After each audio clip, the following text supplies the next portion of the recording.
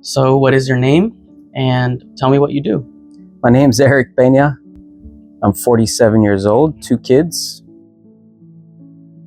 My title officially is a product line manager, but my background is in mechanical engineering.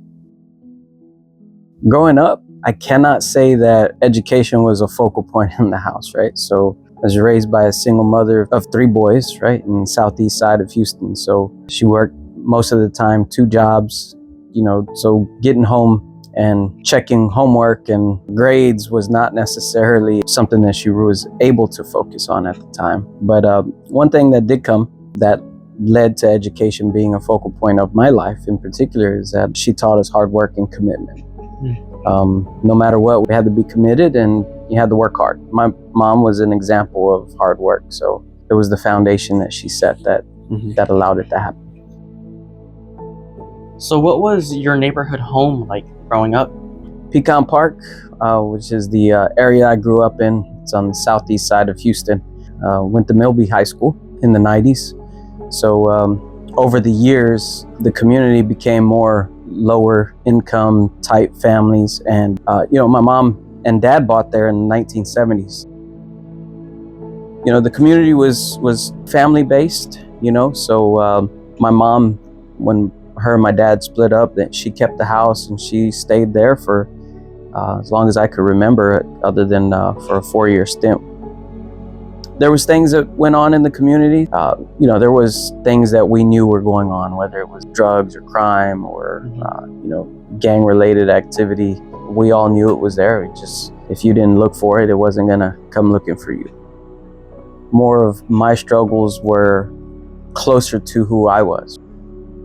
Being raised by a single mom, right? There's not a whole lot of opportunity for one-on-one time. I mean, from as early as 13, 14 years old, I was out and about doing whatever. I think struggles are always gonna happen in someone's life, and there's milestones in people's life. And key milestone for me was the age of 13 when my dad died. So when he passed away, that was kind of a decision point that myself, along with my older brother, we had to make changes to who we were. And he helped me tremendously along that route.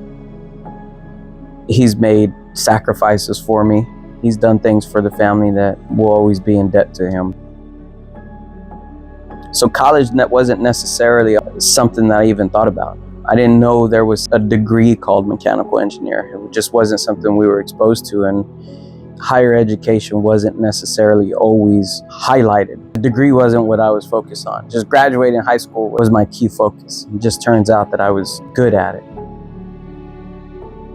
There was an organization called NACME, National Action Council for Minorities in Engineering, that was developed in the 90s. That's when I was approached by one of our counselors, Dr. Shipper. He knew about me, about my situation at home and stuff like that, whose mission was to find inner city youth and expose them to higher education. I was one of 13 recipients across the US of a full scholarship.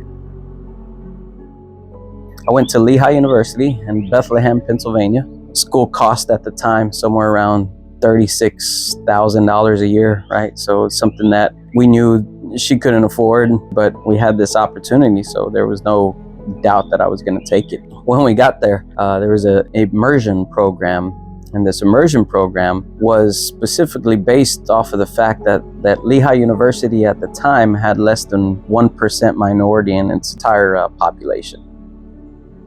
Getting there, that was a culture shock. You have to find your community. You have to deal with the prejudices that people may or may not realize that they have against you, right? And whether it was professors that told me or others in my community that we needed to go to ESL before we took their class, just based off of your last name or the color of your skin, or whether it was the campus police officers that saw you in the library and asked you what you were doing there, or pulled you over while you're walking back to your dorm, just pulled in front of you to ask you why you were on campus. We found our community and our voice at that time. Myself included, founded Society of Hispanic Professional Engineers within the area, and we grew our population from about 8 people to about 80 to 100 members, right? And as you have kids, as you have young adults that you're responsible for motivating and building their lives, it's a tremendous honor. I believe I've set a foundation for my family and my future family that I may or may not get a chance to meet one day, right? But that education is important. You can ask my children what 85 or above means in this household, right? So there is a focal point. There is a standard that we got to keep. We always have this to fall back on, that if I can do it, anybody can do it, in some way, some form, some manner. Is there any advice that you could give your younger self or any other young people? Honestly, I would just say you can't quit. Not quitting is the biggest challenge. You just can't stop. You got to take the next step, and you have to always look for what's next. Keep striving, set the goal or the foundation for yourself through education, and don't let anybody deter you in any way, shape, or form.